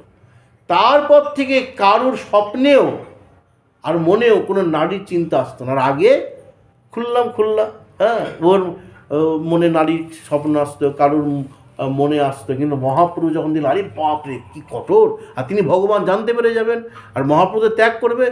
তারপর থেকে কোনো সন্ন্যাসী কোনো মেয়ের সঙ্গে কথা বলতো না, কারণ কথা বলতে বলতে ভাবনা চলে আসবে, তাই না? 80 থেকে যখন 18 গিয়ে দাঁড়াবে তখনই তো মন চঞ্চল হয়ে যেতে পারে, পারে কি না, হ্যাঁ, এটা বলা আছে। সেই জন্য মহাপ্রভু যেমন কোমল তেমনি কঠোর থেকে কঠোর, শাসনও মারাত্মক ছিল। একটা কথা বলি, যখন ছোট হরিদাসকে নিয়ে হলো, মহাপ্রভু বললেন ও মুখ দেখবো না, সবাই বিরোধিতা করেছিল। মহাপ্রভু, এই কি প্রভু তোমার আচরণ, হ্যাঁ, ও একটা 80 বছরের বৃদ্ধা, ভালো করে শোনো, পরমা তপস্বী, আর তার মধ্যে এ হাঁটুর হাঁটুর হাঁটুর নিচে একটা ছেলে, ছোট হরিদাস, কত বয়স, দুটো হরিদাস আছে না, একটা হচ্ছে হরিদাস জবন হরিদাস, একটা ছোট হরিদাস। এই তোমার এটা পুরো বেশি বেশি হচ্ছে না? একটা বাচ্চা ছেলে বলবে এটা কি হচ্ছে? তো মহাপ্রভু বলছে দেখো, আমি যা সিদ্ধান্ত নিয়েছি, আর মহাপ্রভু যেটা বলতেন ফেরাতেন না, আমি বলেছি যখন বলেছি। তিনি যখন সন্ন্যাস নিলেন, বিষ্ণুপ্রিয়ার মুখ দেখবেন না তো দেখেননি, কোথাও লেখা আছে যে মহাপ্রভু মানে সন্ন্যাস নেওয়ার পরে বিষ্ণুপ্রিয়ার সাথে দেখা করেছেন? কোথাও লেখা নেই। এরকম কঠোর মায়ের সাথে দেখা করেছেন, যার নিয়ম তাকে পালন করবেন, যেটা করবো না করবো না, যেটা মানবো আজীবন মানবো, যেটা ধরবো ছাড়বো না, যেটা ছাড়বো সেটা ধরবো না। এটা মহাপ্রভু নীতি, মানে মারাত্মক কঠোর। কঠোর আনি বলে দিয়েছেন। তো পরমানন্দ পুরী বলে একজন ছিলেন যাকে মহাপ্রভু মানতেন, সব মিলে পরমানন্দ পুরীকে বললেন, আপনি মহাপ্রভুকে বোঝান, আপনার কথা প্রভু ফেলবে না। ছোট হরিদাস মহাত্যাগী, ওর বড় গুরুভাইয়ের কথায় ওই মানে মাধব দাসীর কাছে গেছে, হ্যাঁ, মাধবী দাসীর কাছে গেছে, তাও মহাপ্রভুর জন্য একটু ভালো চাল আনার জন্য। তো এখানে ওর দোষ কী?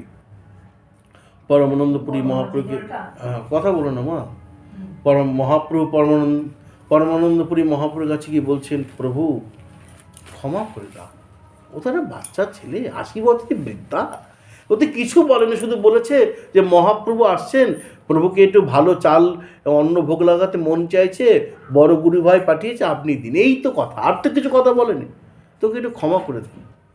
আচ্ছা, আপনি যখন বলছেন আপনার কথা কি ফেলতে পারবো? মহাপ্রভু বলছেন পরমানন্দপুরীকে, তাহলে তাই হোক, হ্যাঁ, আপনারা সবাই ছোট হরিদাসকে নিয়ে থাকুন, আমাকে আদেশ করুন, আমি আর থাকবো না, ঠিক আছে? নিজের জায়গা থেকে সরছেন না, আমি এখান থেকে চলে যাব, শুধু গোবিন্দ, ওই যে পাদ সম্মাহন করে গোবিন্দ দাস, ও শুধু আমার সঙ্গে থাকবে, আমি ওকে নিয়ে অন্য জায়গায় চলে যাব। কারণ আমি দেখলাম ওই আমার পক্ষে শুধু একজন আছে, আমার বিপক্ষে সব। সেই সময় মহাপ্রভুর বিপক্ষে সব সব সব, তাহলে বুঝতে পারলে একজনই ছিল মহাপ্রভুর পক্ষে, কে ছিল জানো? একটু মা বলছি, সেই সময় মহাপ্রভুর পক্ষে কে ছিল জানো? সব মহাপ্রভুর বিপক্ষে সব, একজন ছিল মহাপ্রভুর পক্ষে, কে? মহাপ্রভু নিজে। মহাপ্রভু ছাড়া মহাপ্রভুর পক্ষে কেউ ছিল না, কেউ মৌন, মানে মহাপ্রভু ঠিক করছেন না এটা ভাব, কেউ বলে ফেলছে, কেউ কানাঘুষো করছে যে প্রভু এটা অতিরিক্ত কঠোর, মানে ব্যাপারটা বুঝে গেল, একমাত্র মহাপ্রভুই মহাপ্রভুর পক্ষে ছিল, আর কেউ ছিল না। তখন মহাপ্রভু বললেন, তাহলে আমি একে নিয়ে চলে যাচ্ছি, ছোট হরিদাসকে নিয়ে আপনারা থাকুন, আমার আপত্তি নেই। আরে বাপরে, বলে কি, হ্যাঁ, দেহ থেকে যে প্রাণটা বেরিয়ে যায়, তাহলে দেহ যাকে নিয়ে সবার বাড়ি ছাড়া, সব বাড়িটা কেন ছাড়লো? মহাপ্রভুর জন্যই তো। মহাপ্রভুকে নিয়ে তাদের মেতে থাকা, জীবন চলা, আনন্দ সব তো মহাপ্রভুকে নিয়ে। মহাপ্রভু যদি ছেড়ে চলে যেতে তো বা অন্ধকার হয়ে যাবে না? আরে তখন পরমানন্দ পুরী বলছে, আমি পারলাম না, আপনারা আমায় ক্ষমা করবেন, কারণ এখন যদি আমি জোর করি ছোট হরিদাস থাকবে, মহাপ্রভু আমাদের ছেড়ে চলে যাবে। তখন সবাই কিন্তু বোঝালো কি করবে ছোট হরিদাস, দেখলে তো আমার চেষ্টা করলাম, তুমি ভগবানকে ডাকো। তো ছোট হরিদাস বুঝে গেল মহাপ্রভু আর ফিরেও তাকাবে না, তখন তিনি ওই জলসমাধি মানে দেহত্যাগ করলো, কিন্তু সূক্ষ্ম দেহে মহাপ্রভুর কাছে চলে গেল, মহাপ্রভু তাকে কাছে রেখে দিল সূক্ষ্ম দেহে। আর স্থূল দেহ ওই দ্বারা সবাইকে শিক্ষা দিল যে যদি সন্ন্যাসী হয়ে বৈরাগী হইয়া করে প্রকৃতি সম্ভাষণ দেখিতে নাহি পারি তাহার বদন, তুমি বাবাজি কেন হতে গেছে বলো? মহাপ্রভু কী বলতেন? 6 প্রকারের বৈরাগ্য আছে না, ফল্গু বৈরাগ্য, মানে ভিতরে জল উপরে বালি, ভিতরে কামনা বাসনা গিজগিজ করছে, উপরে সন্ন্যাসী বেশ। মহাপ্রভু পছন্দ করতেন না। শ্মশান বৈরাগ্য, বউ মরে গেছে চ বাবাজি হয়ে যায়, এটা মহাপ্রভু পছন্দ না। বাবাজি কি ছেলে গেলা? কে তোমাকে বাবাজি হতে বলেছে? হ্যাঁ, সন্ন্যাসী মোর কি কাম প্রেম প্রয়োজন? মহাপ্রভু তো বলতেন না বাবাজি হওয়ার, তিনি তো সন্ন্যাস তুলেই দিলেন। মহাপ্রভুর পর 6 গোস্বামী সন্ন্যাস ছিল, তাও সাদা কাপড়, সন্ন্যাস আর নেই। মহাপ্রভু বললেন না, পারবে না, অত কঠোরতা দরকার নেই। আর তোমাকে বাবাজি হতে কে বলেছে? গৃহে বা বনে থাকে হাগৌরাঙ্গ বলে ডাকে নরোত্তম মাকে তার সঙ্গ। সংসার থেকে তো ভগবানকে ডাকা যায়। পাকামো করতে পছন্দ করতেন না। হও বাবাজি, হও বাবাজির মতন বাবাজি হও। হ্যাঁ, বাবাজিও হবে, অথচ মানে সংসারের মতন জীবন যেমন করে একদম মহাপ্রভুর পছন্দ। গ্রন্থগুলো 6 প্রকারের পছন্দ করতেন না। ফল্গু বৈরাগ্য, হ্যাঁ, শ্মশান বৈরাগ্য, এরকম ভাগ করেছেন মহাপ্রভু, খুব কঠোর ছিলেন। তো মহাপ্রভু নিজের প্রশংসা পছন্দ করতেন না। তোমরা আমাকে শেষ পর্যন্ত ভগবান বানিয়ে ছাড়লে। হ্যাঁ, আমি ভগবান হতে আসিনি, আমি ভগবানের দাস হতে এসেছি, দাস। মন খারাপ টারাপ করে গিয়ে ঘরের মধ্যে দরজা বন্ধ করে চুপচাপ শুয়ে আছে, কারোর সঙ্গে কথা বলবো না, সব ভয়ে কাঁপছে। আর অদ্বৈত আচার্য বলছে, আরে আমি তো আছি, নাও কীর্তন করো, যা হবে হবে। হ্যাঁ, আর ছাড়াছাড়ি সিন নেই, ধরেছি যখন ছাড়বো না, তাহলে যা হবে হবে। সবাই মিলে খুব কীর্তন টীর্তন করছেন। কিন্তু কানে খবর আসলো সবার যে মহাপ্রভু মানে কথা বলা বন্ধ করে দিয়েছে অভিমানে। তখন তারা আস্তে আস্তে সবাই মিলে মহাপ্রভুর কাছে গেছেন। প্রভু ঘরে গম্ভীরায় ঘরে রয়েছেন কুটিয়া। মহাপ্রভু ভিতরে বাইরে সব অগণিত ভক্ত। মহাপ্রভু বেরোচ্ছেন না, তখন গোবিন্দ দাস গিয়ে বলছে, প্রভু ভক্তরা এসেছে, তোমার সঙ্গে দেখা করতে চায়, আসতে বলো। এসেছে, ওদের দিকে পিঠ করে, ওই দিকে মুখ করে, যেমন স্বামী স্ত্রী রাগারাগি ওরা হয় না, পিঠ করে শুয়ে থাকে, ওই দিকে মুখ করে, ওই দিকে মুখ করে শুয়ে আছে, মানে ভক্তর দিকে পিঠ। ওরা বলছে, প্রভু তোমার মুখ না দেখলাম থাকতে পারি না, একবার দেখা দাও। ও যে না, তোমরা কী আরম্ভ করেছো? হ্যাঁ, আমাকে নিয়ে, আমি এসব পছন্দ করি না, আর আমাকে আমার নামে ভগবান বাণী গান করছো না, আমার সে পছন্দ না। প্রভু আচ্ছা ঠিক আছে, আস্তে আস্তে তুমি তাকাও। অনেক করে বুঝিয়ে সুঝিয়ে প্রভুকে নিজের দিকে মুখটা ঘোরালেন। ঘোরানোর পর প্রভু বলছেন, এটা কী আরম্ভ হয়েছে, এসব ঠিক নয়, এর বোঝাচ্ছেন। এমন সময় দেখছে কোথা থেকে শ্রীবাস পণ্ডিত, হ্যাঁ, তিনি কী করেছেন, হ্যাঁ শ্রীবাস পণ্ডিত বাইরে গিয়ে এরম করে দাঁড়িয়ে আছে, সূর্যের দিকে হাত করে এরম করে দাঁড়িয়ে আছে, মানে কোনো কথাবার্তা চুপ দাঁড়িয়ে আছে। যেমন ধরো আলোর মধ্যে হাত দিয়ে দেখেন না, বাল্বের মধ্যে হাত দিয়ে দাঁড়িয়ে থাকলেন, এরকম সূর্যের দিকে মুখ মানে হাতটা দিয়ে এরকম দাঁড়িয়ে আছে। তো একটা ব্যাপার আছে না, যে কী ব্যাপার, সবার চোখ যাচ্ছে, হঠাৎ করে আবার কী ভাব হলো এরকম করে। হ্যাঁ, তো সবাই দেখছে মহাপ্রভু, আরে তুমি এটা কী করছো, অনেকক্ষণ থেকে দাঁড়িয়ে আছে এরকম করে, বলো তো। না প্রভু না। আরে বলো না কী ব্যাপার, তুমি তো এমনি করবে না। না দেখছি সূর্যটাকে আটকানো যায় কি না, বুঝলে। মানে বলছে না, আমি দেখছি হাত দিয়ে সূর্যটাকে আটকানো যায় কিনা, অনেকক্ষণ ধরে চেষ্টা করছি যে সূর্যটাকে আটকানো যায় কি না। এটা কোনো কথা হলো, হাত দিয়ে কখনো সূর্যকে আটকানো যায়? বলছে না, আমি চেষ্টা তো করি। বলে হাজার চেষ্টা কোনো সম্ভব, সূর্য তো বিশাল, তাকে হাত দিয়ে কখনো আটকানো যায়? সে তো দেখো, ছোট্ট একটা তুমি হাত দিলে অন্ধকার হবে, তাই তো। এই যদি বিশাল হয়, তুমি হাত দিলে সেটা কিছু হবে? এই তো সূর্য, তো মহাপ্রভু এটা বোঝা হচ্ছে না। বলছে না, সূর্যকে যদি আটকানো না যায়, তা তোমায় কী করে আটকাবো বলো প্রভু। হ্যাঁ, তাই না। সূর্যকে যদিও আটকানো যায়, তোমাকে আটকানো যাবে না, তুমি তো ভগবান। তাহলে সূর্যকে যেমন আটকানো যায় না, তেমনি ভগবান তোমাকে আটকানো যাবে? এগুলো বুঝতে পেরেছ? এটা চৈতন্য ভাগবতে আছে। তেমনি প্রভু তুমি ভগবান, তুমি সূর্য, কৃষ্ণ সূর্য সম মায়া অন্ধকার, যাহা কৃষ্ণ তাহা নাহি মায়ার অধিকার। চৈতন্য সূর্য বলা হয়েছে, তুমি তো সূর্য, তুমি ভগবান। তা তুমি যদি বলো আমি ভগবান নই, এ কেউ আটকাতে পারে? এমন সময় দেখছি দলে দলে লোক আসছে, কেউ চট্টগ্রাম থেকে আসছে, সব লেখা আছে। হ্যাঁ, কেউ ত্রিপুরা থেকে আসছে, কেউ শ্রীহট্ট থেকে আসছে, কেউ বাংলা থেকে আসছে। সহস্র সহস্র লোক করেন কীর্তন, শ্রীচৈতন্য অবতার করিয়া বর্ণন। জয় জয় শ্রীকৃষ্ণ চৈতন্য বনমালী, জয় জয় নিত্য ভক্তি রস কুতূহলী। এইভাবে মহাপ্রভুর খুব গান গাইছে। এইবার শ্রীবাস পণ্ডিত, দেখো দেখো দেখো প্রভু এইমাত্র সবে ওরা এসেছে, কেউ শ্রীহট্ট থেকে, কেউ চট্টগ্রাম বাংলাদেশ থেকে, কেউ আমাদের বাংলা থেকে, হ্যাঁ, এইভাবে বিভিন্ন জায়গা থেকে সব এসেছে, এসে জমা হয়ে তুমি ভগবান এই গানটাই গাইছে। বল, এদেরকে আমরা শিখিয়ে দিয়েছি? সারা পৃথিবীর লোক মেনে নিয়েছে তুমি ভগবান, তুমি যে বৈকুণ্ঠ বিহারী, এটা সবাই মেনে নিয়েছে। তাহলে এখানে বলে দিয়েছেন তুমি বৈকুণ্ঠ বিহারী সন্ন্যাসরূপধারী। তাহলে তুমি সন্ন্যাসরূপধারী ভগবান, এটা সারা বিশ্বের লোক মেনে নিয়েছে, তুমি মানছো না কেন? আর তুমি মানো বা না মানো, সূর্য মানলেও সূর্য, সূর্য না মানলেও সূর্য, তাই না? তেমনি তুমি না মানলেও তুমি ভগবান, তুমি মানলেও ভগবান। এটাকে মেনে নাও প্রভু যে তুমি ভগবান।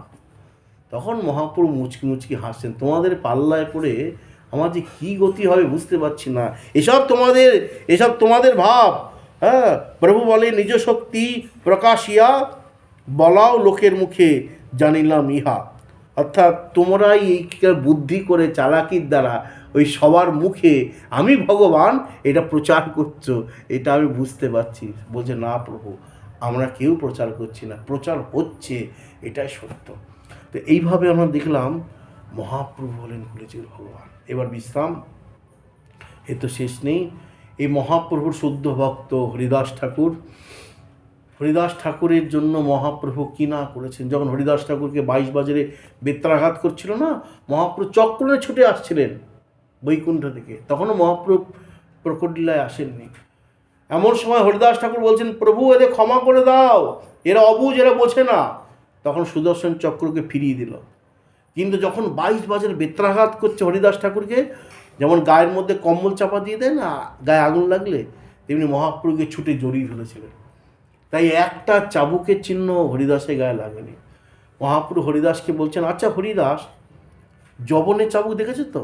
মানে তখনকার দিনে একটা চাবুক যদি মারে না, ওই কাঁটার মতন, মানে ছালকে তুলে নিয়ে চলে আসবে, বুঝেছ? সাংঘাতিক চাবুক। তো তোমার কি লেগেছিল? বলে হ্যাঁ প্রভু, সবাই চিৎকার করছে আমার জন্য, কিন্তু আমি দেখছি আমার লাগছে না। লাগবে কি করে, আমি তো তোমাকে জড়িয়েছিলাম। এই দেখো তার চিহ্ন, দেখো আমার পিঠ লাল। তখন হরিদাস ঠাকুর দেখছে, আরে বাপরে, মহাপ্রভুর পিঠ লাল হয়ে আছে, তার মানে তখন তোমাকে আমি আগলে রেখেছিলাম। মদভক্তে বিনোদার্থং কর্মে বিবিধা ক্রিয়া, আমি আমার ভক্তের জন্য সব পারি। সাক্ষী দিয়ে সাক্ষী গোপাল হতে পারি, ক্ষীরচুরি করে ক্ষীরচোরা গোপীনাথ হতে পারি, হ্যাঁ, এবং আজও গোবিন্দ ঘোষের হয়ে পিণ্ডদান করে আসছে, আমি ভক্তের জন্য সব পারি। এই দেখো। তখন হরিদাস ঠাকুর বলছেন, হে জগতের মানুষ, দেখো এমন ভক্তবৎসল ভগবান দেখেছো, ভক্তের জন্য যিনি কি না পারেন। হে প্রভু, আমাকে এই বর দাও, আমি যেন জন্মে জন্মে ভক্তের ঘরে কুকুর হতে পারি। হ্যাঁ, এই 5 মিনিট ছেড়ে দেবো, বসো একটু, 2 মিনিট বসো, এই ছেড়ে দেবো এখনই। তখন মহাপ্রভু বলছেন, কি বর চাও বলো? বলে আমি যেন ভক্তের ঘরে কুকুর হতে পারি। বলে কেন, কি চাও? কুকুর হলে কি হবে? বলে ভক্তরা যখন ভগবানের প্রসাদ পেয়ে উচ্ছিষ্ট ফেলে দেবে, আমি সেই ভক্তদের ইটো পাবো, যার নাম মহাপ্রসাদ। তাহলে বুঝলে, হরিদাস ঠাকুর চৈতন্য ভাগবতে বর্ণনা আছে, তিনি বলছেন আমি বৈষ্ণব ভক্তের ঘরে কুকুর হতে চাই, ভগবানের ঘরে নয়, ভক্তের ঘরে। কেন না, ভগবানের প্রসাদ ভক্তরা খাবে, সেই এঁটোটা বাইরে ফেলবে, সেই এঁটোটা আমি কুড়িয়ে খাবো, তবে গিয়ে আমার জীবন ধন্য হবে। আমি কুকুর হতে চাই, এইটা বলে দিলেন। মহাপ্রভু প্রসন্ন হলেন। এই হরিদাস ঠাকুরের যখন যাবার সময় হয়ে আসলো, যেহেতু মানে এই তিরোধামকে নিয়ে উৎসব, মানে পাঠ, মহাপ্রভু এসেছেন, বলো হরিদাস কি চাও? হরিদাস ঠাকুর বলছে, নয়নে দেখিব আমি ও চাঁদ বদন, মুখে উচ্চারিব আমি শ্রীকৃষ্ণ চৈতন্যের নাম, এই মতো ছাড়িব মোর পরাণ। হে প্রভু, আমি সারা জীবন হরে কৃষ্ণ মহামন্ত্র নাম জপ করেছি, যেন যাবার বেলা যেন আমি হা গৌর বলে তোমার চরণে যেতে পারি। মহাপ্রভু বলেন, তোমার এই ইচ্ছা পূরণ হবে। হরিদাস ঠাকুর মহাপ্রভুকে দর্শন করতে করতে শ্রীকৃষ্ণ চৈতন্য এই শব্দ উচ্চারণ করে ওই মহাপ্রভুর চরণে হরিদাসের প্রাণটা পৌঁছে গেল। মহাপ্রভু নিজে হরিদাস ঠাকুরকে পুরীতে সমাধিস্থ করলেন বালি দিয়ে, এবং হরিবোল হরিবোল বলতে বলতে প্রথম বালি মহাপ্রভু দিলেন। তারপর বলছেন, ওগো আমি মুখে বালি দিতে পারবো না, ওই হরিবলা বদনে আমি বালি দিতে পারবো না। মানে সব বালি ঢালা হয়ে গেছে, শুধু মুখে বাকি আছে, একবার দিলেই পুরো ঢেকে যায়। প্রভু বলছেন, আমি পারবো না। সবাই বোঝানোর পর মহাপ্রভু বালি দিলেন। দেখো, হরিদাস ছাড়া আমি এক মুহূর্ত থাকতে পারতাম না, আমি যেখানেই থাকতাম প্রতিদিন ছুটে ওই হরিদাসকে দেখতে আসতাম। আগে জগন্নাথ দেব দর্শন, পরে ভক্ত দর্শনে আমার নিত্য নিয়ম। আজকের পর আমার কি হবে? তিনি দাঁড়ে দাঁড়ে ভিক্ষা করলেন যে না, কোনো বড় লোকের ব্যক্তিগত বড় লোকের টাকা দিয়ে হরিদাসের উৎসব হবে না। তখন তো ছিল, রাজা ছিল, বললে হতো, বললেন না ওই সিংহর দুয়ারে গিয়ে দাঁড়িয়ে দাঁড়িয়ে বলছেন আমাকে ভিক্ষা দাও, হরিদাসের উৎসব করবো। সে ভিক্ষা নিয়ে আসা হলো। আমি এবার হরিদাস নিজনে ছিলাম পুরীতে, তখন এক একজনার পাতে 50 জনের ভক্ষ পরিবেশে, হ্যাঁ, যখন কোনো উৎসব হবে না কিপটিমি করলে হবে না, মানে এক একজনের পাতে 5 জনার, বলে আমার ভক্তের উৎসব, এখানে কৃপণতা হবে না। নিজে হাতে মহাপুরুষ সবাইকে পরিবেশন করলেন। সবার লাস্টে মহাপ্রভু ওই ভোজন গ্রহণ করে তারপর তিনি তার নিজ স্থানে গমন করলেন। এই জন্য কলিযুগে একমাত্র আদর্শ, কলিযুগে জীবনকে সুন্দর করতে গেলে, সংসারকে সুন্দর করতে গেলে, জীবনের সঠিক পথ খুঁজে পেতে গেলে এবং নিজের চরিত্রকে তুমি না পারো ঠিক রাখতে গেলে, বোঝা গেল, আমি হয়তো পাচ্ছি না কিন্তু ঠিক রাখবে কে? ভগবান। বললেন না আবার শোনো, হ্যাঁ, দুর্দৈবে ভক্ত যদি যান অন্য স্থানে, সেই প্রভু ধন্য তারে চুলে ধরি টানে। কেশ মানে চুল, হ্যাঁ, কেশে ধরি টানে মানে তোমাকে চুলের মুঠি ধরে তোমাকে টেনে নিয়ে আসবে, তোমাকে খারাপ হতে দেবে না, আর তোমার দ্বারা কোনো খারাপ হতে দেবে না। এটা মহাপ্রভুর সংকল্প, ব্রত, তিনি নিজে মুখে বলেছেন। তাই নিজেকে ভালো রাখতে হলে সর্বদিক দিয়ে, তোমার দ্বারা সবাইকে ভালো রাখতে হলে, আর জীবনটাকে সুন্দর করতে হলে, সঠিক স্থানে পৌঁছাতে হলে একমাত্র পথ হলো শ্রীকৃষ্ণ চৈতন্য, শ্রীকৃষ্ণ চৈতন্য, শ্রীকৃষ্ণ চৈতন্য, এছাড়া কোনো পথ নাই। এটাই মহাজন বললেন, এমন গৌরাঙ্গ বিনে নাহি আর, হেন অবতার হবে কি হয়েছে হেন প্রেম পরচার, দুরমতি অতি পতিত পাষণ্ডী প্রাণে না মারিল কারে, হরি নাম দিয়া হৃদয় শোধিল যাচি গিয়া ঘরে ঘরে, ভববৃঞ্চির বাঞ্ছিত যে প্রেম জগতে ফেলিল ঢালি, কাঙালে পাইয়ে খাইয়ে নাচিয়ে বাজাইয়া করতালি, হাসিয়ে কাঁদিয়ে প্রেমে গড়াগড়ি পুলকে ব্যাপিল অঙ্গ, চণ্ডালে ব্রাহ্মণে করে কোলাকুলি কবে বাছিল রঙ্গ, হাঁকিয়ে ডাকিয়ে খোল করতালে গাইয়ে ধাইয়ে ফিরে, দেখিয়ে সমন তরাস পাইল কপাট হানিল দ্বারে, এ তিন ভুবন আনন্দে ভরিল উঠিল মঙ্গল সোর, কহে প্রেমানন্দে এমন গৌরাঙ্গে রতিনা জন্মিল তোর। হ্যাঁ, এমন সোনার গৌর শুধু দাঁড়িয়ে রয়েছেন তোমাদের ডাকার অপেক্ষা, আমার আশার অপেক্ষা নেই। ডাকার সঙ্গে সঙ্গে আমি এসে তোমাদেরকে সংসার ও দুঃখের সাগর থেকে তুলে নিয়ে আসবো। আর এই জন্যই আমার নাম শ্রী গৌরাঙ্গ। গৌরাঙ্গের চরণকে আশ্রয় করো। এই জন্য দুটো বলে ছেড়ে দেবো, মা বিষ্ণুপ্রিয়া এই জন্য একদম মূল বাণী বললেন, ভজ গৌরাঙ্গ কহ গৌরাঙ্গ লহ গৌরাঙ্গের নাম রে, যেজন গৌরাঙ্গ ভজে সে হয় আমার প্রাণ রে। এটা মূল কথা কলিযুগের। তাই নিতাইচাঁদ বললেন, অক্রোধ পরমানন্দ নিত্যানন্দ রায়, অভিমান শূন্য নিতাই নগরে বেড়ায়, নিতাই যারে দেখে তারে কয় দন্ত্রে তিন ধরি, আমারে কিনিয়া লহ বল গৌর হরি। নিতাইচাঁদ মূল কথা বললেন।